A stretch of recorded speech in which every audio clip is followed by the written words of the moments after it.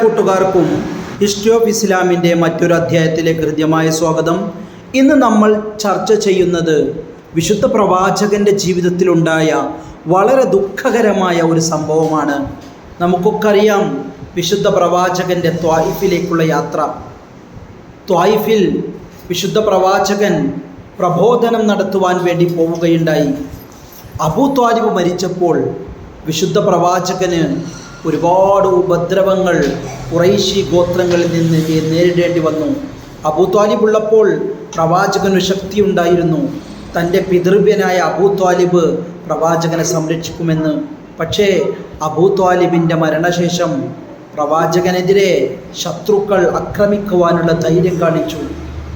പ്രവാചകൻ ഒറ്റപ്പെട്ട പോലെയായി, അനാഥനെ പോലെയായി. അപ്പോഴാണ് പ്രവാചകന് ഒരു ആഗ്രഹം, ത്വായിഫിലേക്ക് പോയാലോ. അവിടെ പ്രവാചകന് ഇഷ്ടപ്പെട്ട സഖീഫ് ഗോത്രക്കാരുണ്ട്, അവർ പ്രവാചകനെ സ്വീകരിക്കുമെന്ന് പ്രവാചകൻ വിശ്വസിച്ചു. അങ്ങനെ പ്രവാചകൻ ത്വായിഫിലേക്ക് പുറപ്പെടുകയാണ്. ത്വായിഫിൽ എത്തിയപ്പോൾ പ്രവാചകൻ ബനു സഖീഫ് ഗോത്രത്തിലെ പ്രമുഖരായ ആളുകളെ കാണുകയുണ്ടായി. അവരോട് പറഞ്ഞു, നിങ്ങൾ അല്ലാഹുവിനെ ആരാധിക്കണം. ബിംബങ്ങളെയോ കല്ലുകളെയോ ശിലകളെയോ അല്ല നിങ്ങൾ ആരാധിക്കേണ്ടത്, മനുഷ്യനെ പടച്ച ഏകനായ അള്ളാഹുവിനെ നിങ്ങൾ ആരാധിക്കണം എന്ന് പറഞ്ഞു. പക്ഷേ അവർ വിശുദ്ധ പ്രവാചകനെ അവിശ്വസിച്ചു. മാത്രമല്ല ഭ്രാന്തന്മാരെ കൊണ്ട് പ്രവാചകനെ കല്ലെറിയിപ്പിച്ചു, ഭ്രാന്തനെന്ന് വിളിച്ചു.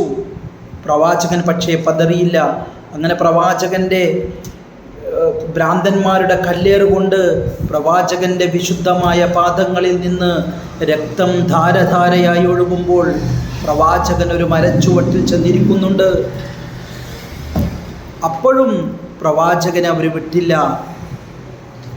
പ്രവാചകനെതിരെ അവർ കല്ലെറിഞ്ഞു, ചീത്ത വിളിച്ചു.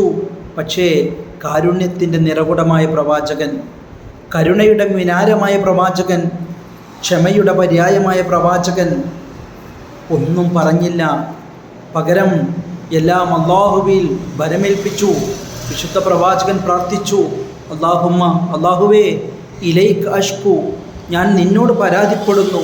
ളുഅഫ ഖുവ്വത്തി, എൻ്റെ ശക്തിയുടെ ബലഹീനത. വഖില്ലത ഹീലത്തി, എൻ്റെ തന്ത്രങ്ങളുടെ പരാജയം.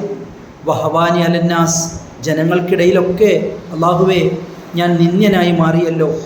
യാ അർഹമർ റാഹിമീൻ, കരുണാനിധിയായ അല്ലാഹുവേ, അൻത റബ്ബുൽ മുസ്തദ്അഫീൻ, നീയാണല്ലോ ദുർബലരെ സഹായിക്കുന്നവൻ. വ അൻത റബ്ബി, നീ അല്ലയോ എൻ്റെ സംരക്ഷകൻ. ഇലാ മൻ തഖിലുനി, എൻ്റെ ദുഃഖങ്ങൾ ഞാൻ ആരിൽ ഭരമേൽപ്പിക്കാനാണ് എന്ന് തുടങ്ങി വിശുദ്ധ പ്രവാചകൻ അല്ലാഹുവിനോട് പരാതിപ്പെടുകയാണ്. അങ്ങനെ ലാ ഹൗല വലാ ഖുവത ഇല്ലാ ബില്ലാഹ്, അങ്ങനെയാണ് പ്രവാചകൻ ആ പരാതി അവസാനിപ്പിക്കുന്നത്. അള്ളാഹുവിന് മാത്രമേ ശക്തിയുള്ളൂ, എന്തിനും മാറ്റം വരുത്തുവാൻ അള്ളാഹുവേ നിനക്ക് മാത്രമല്ലേ ശക്തിയുള്ളൂ. പ്രവാചകൻ്റെ മനസ്സ് നൊന്തപ്പോൾ ജിബ്രീൽ മാലാഖ വന്നുകൊണ്ട് പ്രവാചകനോട് പറഞ്ഞു, ഈ ത്വായിഫിലെ ആളുകളെ ഞാൻ ഈ രണ്ട് മലകൾക്കിടയിൽ വെച്ച് നശിപ്പിക്കട്ടെയോ പ്രവാചകരെ. പക്ഷേ കാരുണ്യത്തിൻ്റെ പ്രവാചകൻ പറഞ്ഞു, വേണ്ട ജിബ്രീലേ, അവർ അറിവില്ലാത്തവരാണ്. അവരിൽ നിന്ന് ആരെങ്കിലുമൊക്കെ ഇസ്ലാമിലേക്ക് കടന്നു വന്നാൽ അതല്ലേ നമുക്ക് നല്ലത് എന്ന് വിശുദ്ധ പ്രവാചകൻ പറഞ്ഞു. പ്രവാചകൻ്റെ ഈ ദയനീയമായ അവസ്ഥ കണ്ട് Utbah bin Rabia, Shaybah bin Rabia, ഇവർ രണ്ടുപേരും അവരുടെ മനസ്സലിഞ്ഞു. അവർ അദ്ദാസ് എന്ന് പറയുന്ന ഒരു ജൂതനോട് പറഞ്ഞു, ഈ ഒരു മുന്തിരിക്കുല വിശുദ്ധ പ്രവാചകന് കൊടുക്കൂ. അങ്ങനെ അദ്ദാസ് എന്ന് പറയുന്ന ക്രിസ്ത്യൻ സഹോദരൻ പ്രവാചകൻ ഈ മുന്തിരിക്കുലയുമായി ചെന്നു.